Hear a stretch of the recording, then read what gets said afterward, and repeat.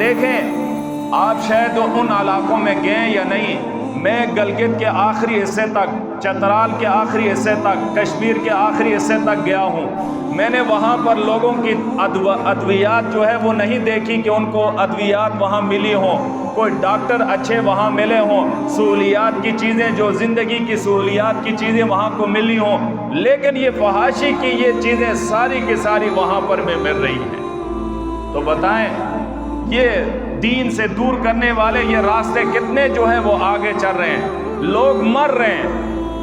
ایک عورت بیچاری جو ہے ان دیہاتی علاقوں میں بیمار ہوتی ہے بچے کی وجہ سے، وہ مین اسپتال تک آتے آتے اس کی جان نکل جاتی ہے۔ ایک بندہ گر کر اگر زخمی ہو جائے، وہ مین اسپتال تک اپنے ضلع ہیڈ کوارٹر تک آنے میں گویا کہ وہ راستے ہی میں چل بستا ہے۔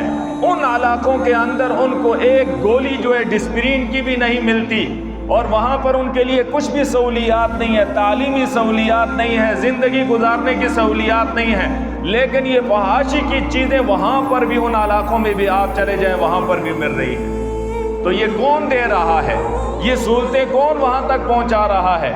یہ ہمارے یہی وزراء، یہ وزیر اعظم، یہ صدور، یہ سارے کے سارے پہنچا رہے ہیں۔ کیوں؟ ان کو غیر پیسہ دے رہا ہے، اور تعلیم اور گویا کہ صحت کے لیے اور دیگر سہولیات کے لیے ان کو پیسہ نہیں مل رہا، اس لیے وہ چیزیں وہاں تک نہیں پہنچا رہے۔ تو پھر بتائیں ہم نے ان کو اس لیے ان کا انتخاب کیا ہے کہ یہ ہمیں فحاشی کے اڈے جو ہیں وہ جا کر پہاڑوں کے کونوں پر وہاں پر ہمیں پہنچائیں، اور لوگوں کی زندگی اور لوگوں کی موت کی کشمکش سے بچنے کے لیے وہ سہولتیں وہاں میسر نہ ہوں۔ تو بتائیں ان کا انتخاب اس لیے کیا تھا کہ یہ ہمارے ایمانوں پر ڈاکہ ڈالیں، ہمیں ایمان سے محروم کر دیں، ہمیں بے حیائی اور فحاشی کے اندر جو ہے وہ ڈال دیں، اس لیے ان کا انتخاب کیا ہے۔ تو پھر مسلمانوں سوچو، اگر میری بات غلط ہے مجھے بتائیں، اور اگر میری بات سچ ہے تو پھر اس پر غور کریں، اس پر سوچیں اللہ کے گھر میں بیٹھ کر یہ کیا ہو رہا ہے اور کیا ہونا چاہیے۔ یہ حکمرانوں کا کام کیا تھا؟ ان بڑوں کا کام کیا تھا؟ ہمیں سہولت دینا، ہمیں تعلیم کے ذرائع مہیا کرنا، ہمارے لیے اسپتال جو ہے وہ مہیا کرنا، ہمارے لیے گویا کہ دیگر سہولیات، پانی ہو گئی، بجلی ہو گئی، ان سہولیات کو مہیا کرنا۔ یہ سہولیات وہ علاقے جو ہیں ان سے محروم ہیں، اور فحاشی کی چیزیں وہاں تک پہنچی ہوئی۔ تو پھر بتائیں قرآن سچ کہہ رہا ہے یا نہیں کہہ رہا؟ وَمِنَ النَّاسِ مَن يَشْتَرِي لَهْوَ الْحَدِيثِ لِيُضِلَّ عَن سَبِيلِ اللَّهِ۔ یہ لہو الحدیث کیوں خریدی جاتی ہے؟ ان کو لوگوں تک، گھر گھر تک کیوں پہنچایا جاتا ہے؟ تاکہ ان کو راستے سے، اللہ کے دین سے، قرآن سے، نبی کی تعلیمات سے ان کو بھٹکا دیا جائے۔ بلوچستان کے علاقوں میں آپ چلے جائیں، جہاں پر غیر جو ہے ان مسلمانوں کو ایمان سے جو ہے وہ محروم کر رہے ہیں، اور غیر اپنی جو ہے وہ کوشش کر کے ان کے لیے پانی یا ان کے لیے صحت کی جو ہے وہ ذرائع مہیا کر کے اور ان کے ایمان پر بھی ڈاکہ ڈال رہے ہیں۔ تو بتائیں کہ ان لوگوں کا کام تو نہیں تھا، یہ تو ہمارے حکمرانوں کا کام تھا کہ صحت کے لیے، تعلیم کے لیے، ضروریات زندگی کے لیے ان چیزوں کا مہیا کرنا، یہ ہر مسلمان کے لیے گویا کہ ان کے لیے ضروری تھا کہ یہ ان کو مہیا کر کے دیتے، اور آج مسلمان ان چیزوں سے گویا کہ محروم ہیں۔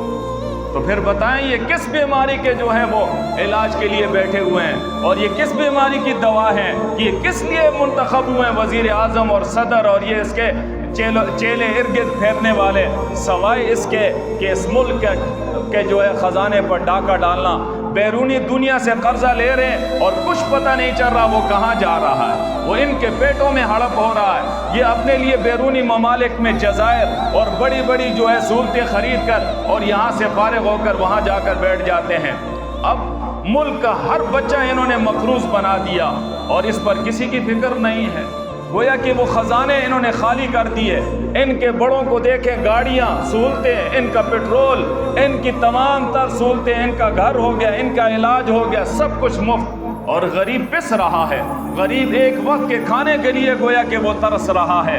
تو پھر بتائیں ان حکمرانوں کا کیا فائدہ ہوا؟ ان ایم این اے اور ایم پیوں کا کیا فائدہ ہوا؟ گویا یہ کس بیماری کے دوا ہے؟ ہم ان کے لیے رات دن اپنے آپ کو پس رہے ہیں۔ گویا کتنے نوجوان اس موقع پر جو ہے وہ مر جاتے ہیں، कीमती कीमती असासे इस मुल्क के गोया के कत्ल हो जाते हैं इस मौके पर। हमें इन्होंने क्या कुछ दिया? ये 76 साल हो गए, हमें क्या दिया? कुछ भी नहीं दिया, और आइंदा भी इनसे कुछ उम्मीद नहीं है। मेरे भाइयों, जब तक ये फहाशी और ओरियाने को ये गोया के आगे उरूज देंगे, इसको फैलाएंगे, अल्लाह की कसम हमें कुछ भी नहीं मिल सकता। तो इसलिए मेरे भाइयों, मैं अर्ज़ कर रहा था कि वो अल्लाह करीम फरमा रहे व मिनन नास मन यश्तरी लहवल हदीस। लहवल हदीस गोया कि हर वो चीज़ जो दीन से, नमाज से और दीनदारी से दूर करने वाली चीज़ है, वो लहवल हदीस है। ये सहाबा इकराम की तफसीर है, ये मेरी नहीं है, ये 14वीं सदी के किसी आलिम की नहीं है, ये नबी पाक के सहाबा की तफसीर है।